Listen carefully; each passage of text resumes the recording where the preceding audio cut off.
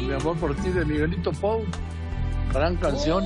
Ahora le aprecio mucho al doctor Hugo López-Gatell que me haya aceptado esta llamada. Estimado doctor López-Gatell, ¿cómo estás? Buenas tardes. Sí, muy buenas tardes, me gusta en saludarte.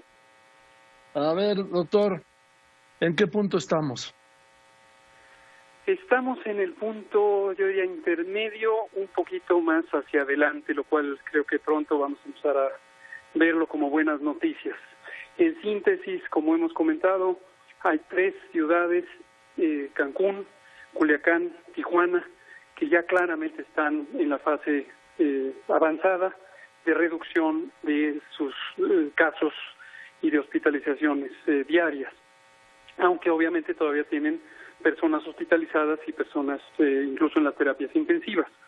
Tenemos a Villahermosa, Tabasco, que está también en un periodo ya cerca del final, pero todavía le falta, y tenemos a la Ciudad de México, que es el sitio que tiene el 50% prácticamente de los nuevos casos y también de personas hospitalizadas, que se encuentra todavía en esta área de la cresta de la curva epidémica, y en las últimas 48 horas tenemos una tendencia a la baja. Yo espero que esta tendencia se mantenga y que al curso de esta semana que hoy empieza, empecemos a ver ya una reducción más sostenida de acuerdo a las predicciones.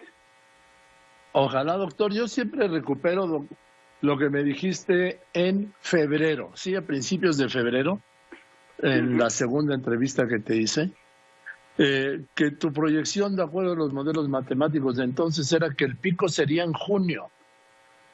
Y pues sí, prácticamente se va a cumplir aquella predicción.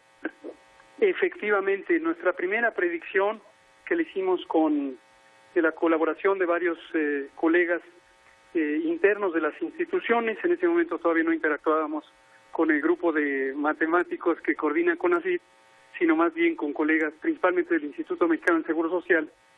Identificamos que ese pico podría ser a principios de junio. Después, en las sucesivas modelaciones que ha hecho los grupos de matemáticas y matemáticos, encontramos que podría ser un poco antes, y por eso lo anunciamos así, que podría darse entre la primera y la segunda semanas de mayo.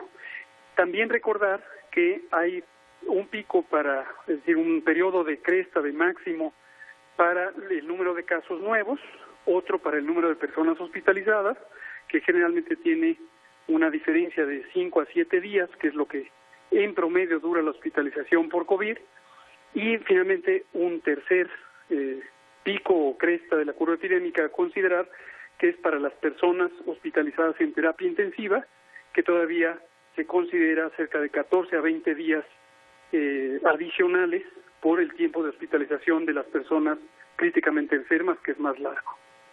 En el caso de las defunciones, ¿no hay un pico, una fecha? Estas no, estas...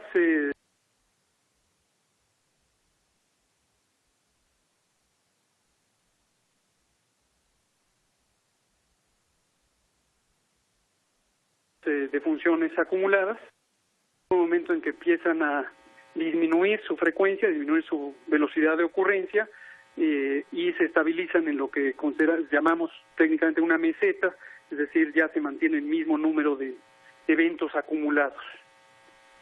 Ahora, yo sigo manteniendo, digo sin ser científico, sino porque la confianza que le tengo, doctor, que efectivamente aquella primera proyección de principios de febrero, de junio, se va a cumplir, doctor. Y se va a cumplir en junio. Parece que sí, dado que la Ciudad de México es la que se vuelve referencial por la gran influencia que tiene sobre el conjunto de la epidemia. Estas son las tendencias a las que se está moviendo. Y aquí tener en cuenta, también me gustaría recordarlo a la audiencia, que la epidemia en México y en otros países que son de gran extensión territorial no es una sola epidemia, sino que se va presentando por distintas zonas o parches que ocurren territorialmente con ciudades primero grandes y también de mediano tamaño, y también puede empezar a haber curvas epidémicas, es decir, brotes epidémicos en poblaciones de menor tamaño. Como están desfasadas en el tiempo, esto al final del día, si uno quisiera ver una sola curva epidémica de todo el país, por supuesto la puede representar, pero está compuesta de la ocurrencia en distintas zonas del país. Y eso hace que se prolongue. Recordará que también desde el inicio, incluso antes del primer caso en México, el 28 de febrero, yo había dicho, preparémonos para una epidemia larga. Y justamente sí, claro, me refería a ese fenómeno. Sí, claro, incluso me diste fechas, doctor López-Gatell, que hablabas de que el pico sería en junio y empezaría a bajar julio, agosto, y eso duraría todavía, sería septiembre y alcanzando octubre. Efectivamente, ese fue el planteamiento que hicimos al inicio, incluso antes de estas modelaciones que en las últimas mes y medio nos ha hecho las comunidades académicas de instituciones públicas que coordina CONACYT, pero se ha verificado que así se está comportando. Quisiera aprovechar para mencionar dos ciudades de gran importancia en todos los sentidos, pero también en el potencial epidémico, que son desde luego Guadalajara y Monterrey. Estas dos ciudades se han mantenido con baja transmisión, sí tienen casos, pero están ocurriendo a una velocidad sustancialmente menos rápida que lo que ocurre en la Ciudad de México y otras ciudades.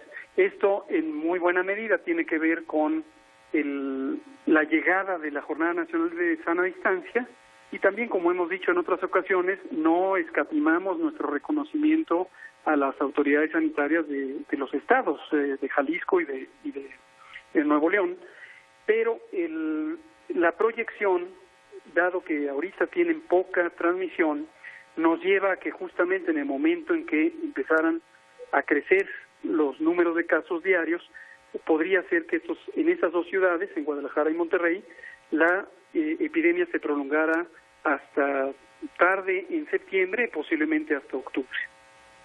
Sí, por ejemplo, de Acapulco me están reportando saturación e incremento, y incremento de casos, y el viernes me dijo aquí el gobernador de Guerrero, Héctor Astudillo, que ni hablar, que el día 1 no desconfinaba nada, y ni había regreso a clases. Sí, consideramos que es correcta la decisión del gobernador Astudillo. Hablé con él el jueves pasado, también esta mañana volvimos a hablar con él. Aquí hay dos cosas que quiero destacar. Una es, desde luego, un gran sentido de responsabilidad y atención que el gobernador Astudillo ha tenido sobre la situación, igual que ha sido el caso de prácticamente todos los gobernadores. Y lo segundo es, efectivamente, en el curso del final de la semana pasada y durante el fin de semana, estuvimos muy cerca del punto de saturación de hospitales en Acapulco.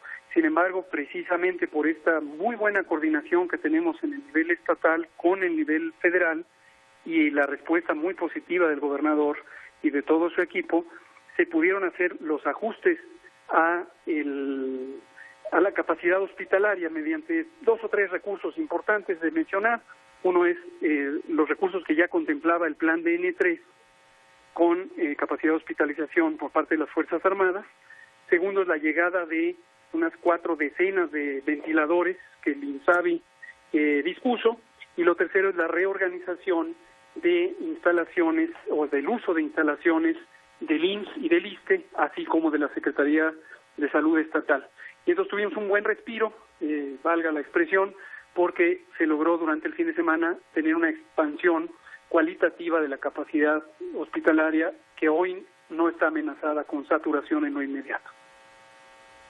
Doctor López-Gatell, esta mañana el presidente anunció que esta misma semana, bueno, y el lunes sí, va a informar sobre el plan de reapertura y regreso a clases. Se me hace muy riesgoso, pues, para decirlo menos, muy riesgoso volver ya a clases y acabar con el confinamiento y acabar con la sana distancia. Yo creo que esto de la sana distancia llegó para quedarse, doctor.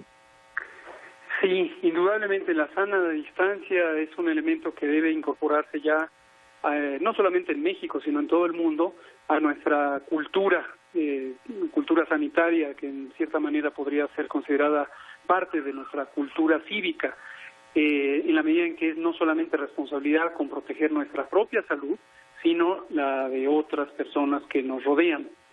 Y respecto a las escuelas, efectivamente comentó esto el presidente, tiene que ver con conversaciones que estuvimos teniendo desde luego con él y también entre el secretario de Salud y el secretario de Educación a lo largo de la semana que acaba de terminar, y vemos un panorama que no necesariamente debe interpretarse como un apresuramiento.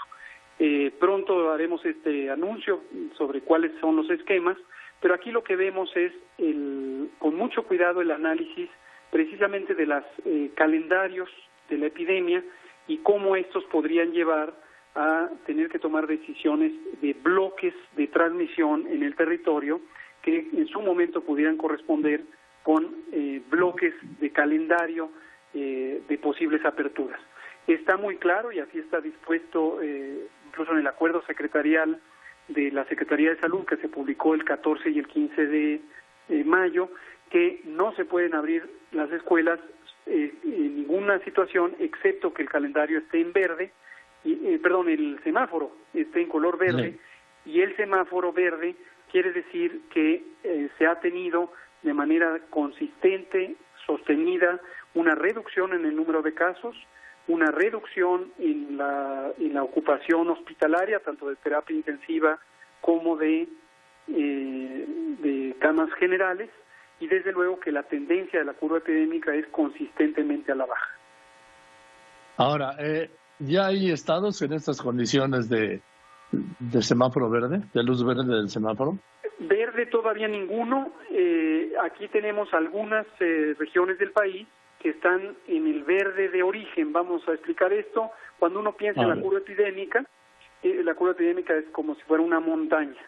Entonces visualizando una montaña de izquierda a derecha, podemos ver que es una curva, por eso se llama así, que de repente es plana, está en el valle de esta metafórica montaña, y de repente empieza a subir, y es la ladera de una montaña, de repente se llega a la cima, y posteriormente si seguimos desplazando nuestra atención o nuestra vista hacia la derecha, empezamos a ver que esa montaña baja, y hay una ladera hacia abajo, que termina en un valle plano. ¿Qué quiere decir esto? No transmisión, que es el valle original, de repente un aceleramiento en la transmisión de los contagios, los casos, las hospitalizaciones o las muertes, se llega a la cima y es el punto máximo en el que aumentan todas estas variables, casos, contagios, hospitalizaciones, etcétera, y posteriormente empieza a descender. Entonces, menciono esto para facilitar que la audiencia visualice que hay una porción importante del país que en términos territoriales es más de la mitad, aunque en términos poblacionales es quizá un tercio o un cuarto aparte, en donde no ha empezado la transmisión, es decir, están en el valle de inicio. Y eso, de acuerdo con el calendario, corresponde con un color verde. Este color verde quiere decir bajo riesgo de propagación, pero por ser antes de la montaña y no después de haber pasado por la montaña, ahí corresponden ciertas medidas de control que son ligeramente distintas a las que se encuentran una vez que pasó la curva epidémica. Doctor López-Gatell, ¿qué pasó con estos 268 municipios más o menos, los de La Esperanza, que sí abrieron? Eso, justamente en esta color verde de origen es donde están estos municipios de La Esperanza. Habíamos puesto originalmente poco más de 340, después bajaron a 325, 26, y en el momento en que los anunciamos, que fue a partir del lunes 18 de mayo, habíamos conversado con los gobernadores y las dos gobernadoras, o la jefa de gobierno y la gobernadora de Sonora, que se tendrían que tomar decisiones en nivel estatal y que obviamente mantendríamos un total respeto a las decisiones que tomaran los estados como autoridades sanitarias. En un número importante de ellos se tomaron las decisiones de no considerar la apertura en estos municipios. Destaco el caso de Oaxaca, que es donde existía la gran mayoría, 2/3 de estos municipios, y no solamente el gobierno estatal, sino incluso los gobiernos locales y las autoridades de usos y costumbres que hay en los municipios rurales indígenas, prefirieron no abrir. Respetamos esa decisión y para no causar confusión, precisamente una semana después, que es la semana que acaba de terminar, preferimos ya no publicar la lista de los municipios o el mapa de los municipios, en tanto no se tome una decisión más amplia que correspondería ya con el semáforo nacional por estados y que en su momento se incorporaran a esta nueva normalidad ya en conjunto todas las regiones. Ahora, en el caso de lo que dijo el presidente, que ya terminó, bueno, esto no lo dijo el presidente, vamos, que ya termina el plazo del confinamiento y de la sana de distancia y el regreso a lo que se ha dado en llamar la nueva normalidad, que quién sabe cuál será. Pues yo no veo yo veo riesgoso, como decía hace un momento, el día 1 salir ya todos a la calle, doctor. Qué bueno que lo dice, para expresar mi completo acuerdo con lo que acaba de afirmar y comentar con su audiencia este mensaje que debe quedar muy claro. El 1 de junio de 2020 termina la Jornada Nacional de Sana Distancia, concretamente termina 2 días antes, el 30 de mayo, y eso quiere decir que se suspende simplemente disposiciones de carácter general, de alcance nacional, sobre la suspensión temporal de actividades laborales, educativas y sociales que ocurren estas últimas en el espacio público. Pero de ninguna manera se debe interpretar como que de manera generalizada en todo el país regresamos a las actividades normales, es decir, la intensidad de las actividades, la apertura de espacios públicos, de trabajos, de negocios, etcétera. Lo que va a ocurrir el 1 de junio es que aquellas actividades que correspondan con el semáforo de riesgo como permitidas podrán abrir, pero las que no correspondan no podrán abrir. Y lo ilustro con un ejemplo, la Ciudad de México.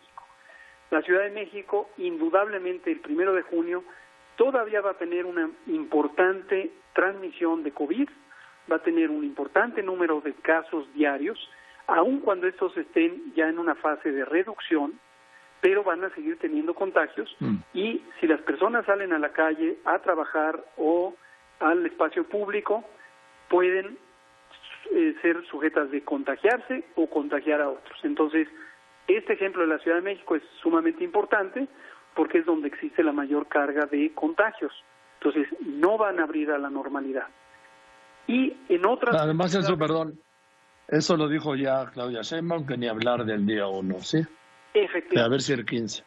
Efectivamente. Ahí también con la doctora Sheinbaum, desde luego tenemos un ejemplo muy ilustrativo de responsabilidad, de virtud, de dedicación, de conciencia del problema de salud y al mismo tiempo también de la importancia de las actividades sociales y económicas, que llega a un excelente punto de equilibrio con un plan de regreso a la nueva normalidad o tránsito a la nueva normalidad que es perfectamente alineado con los criterios federales.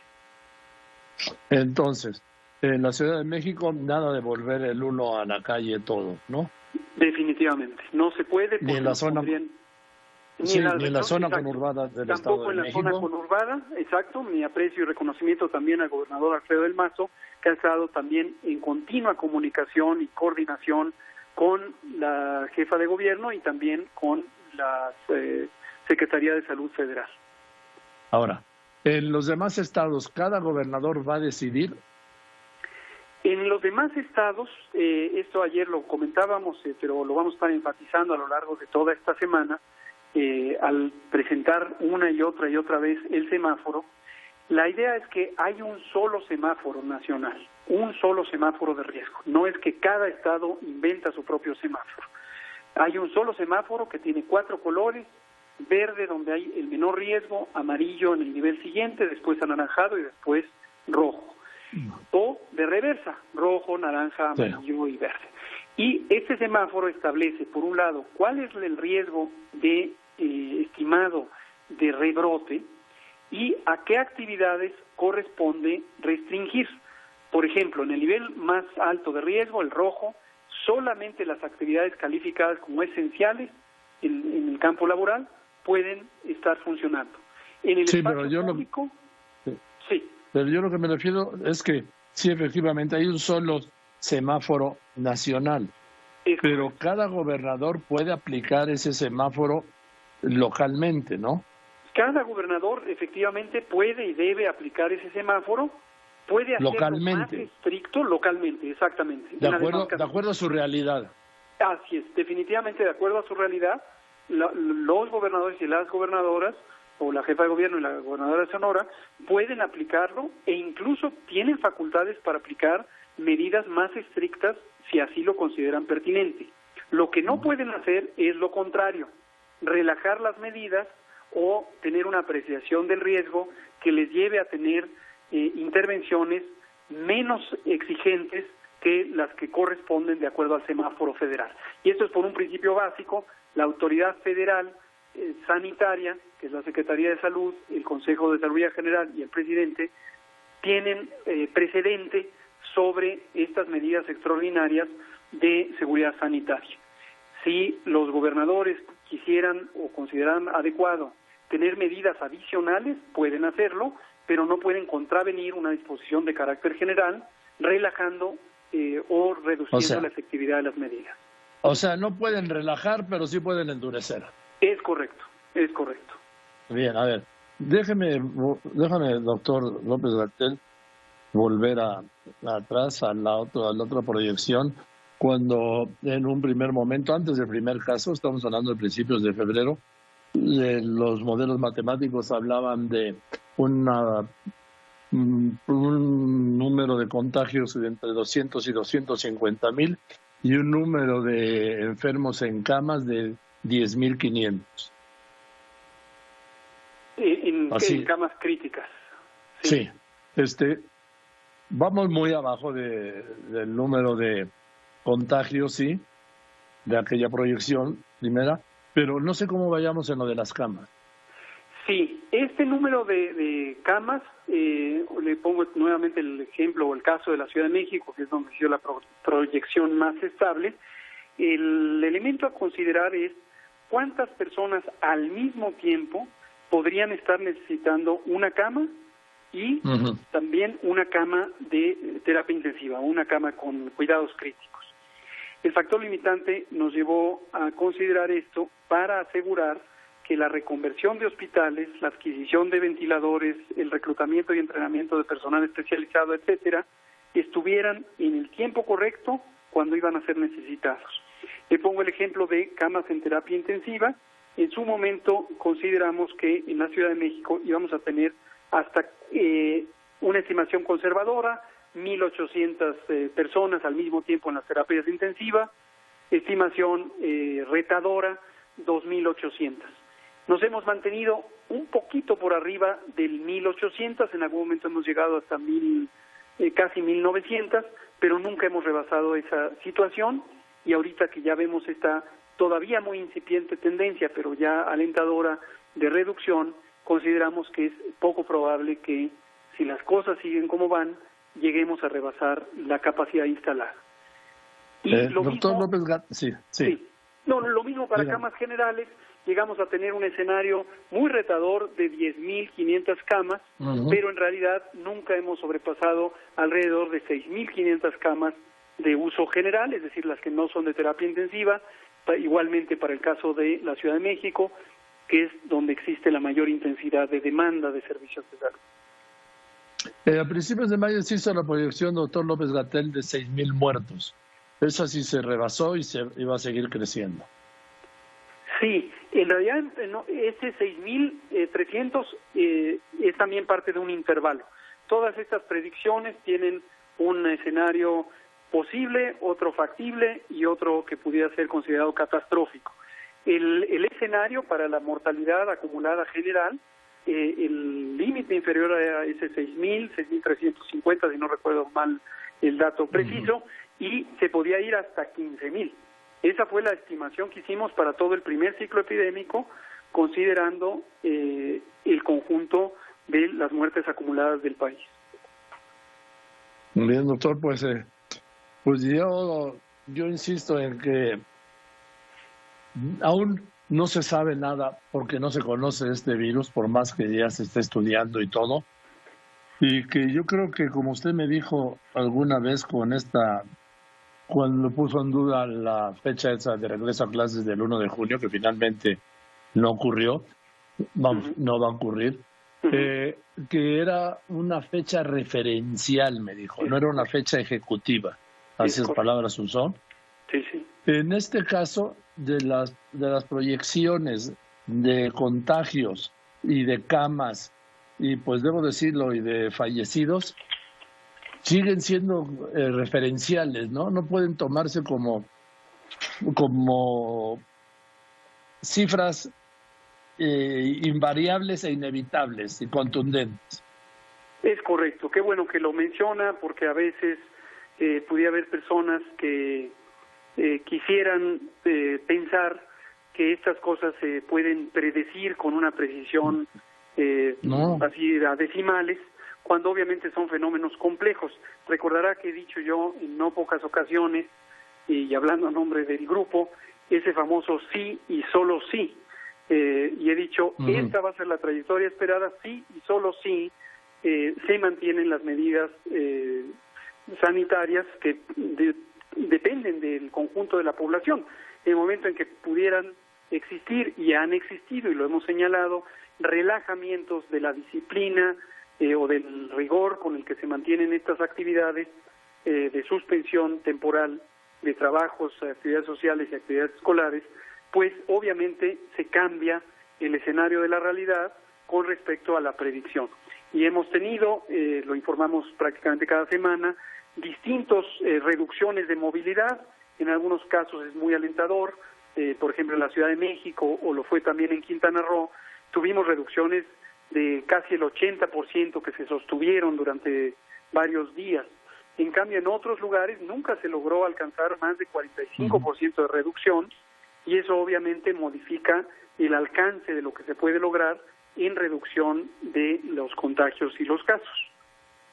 Por eso es mi preocupación, doctor López-Gatell, por último, de que si se acaba el confinamiento, si la gente empieza a salir, si tratan de volver a la antigua normalidad, ¿sí? Déjame llamarle así, porque esa no vamos a volver nunca. Pero si se intenta, doctor, esto se va, no quiero decir salir de control, pero sí se va a disparar el número de contagios.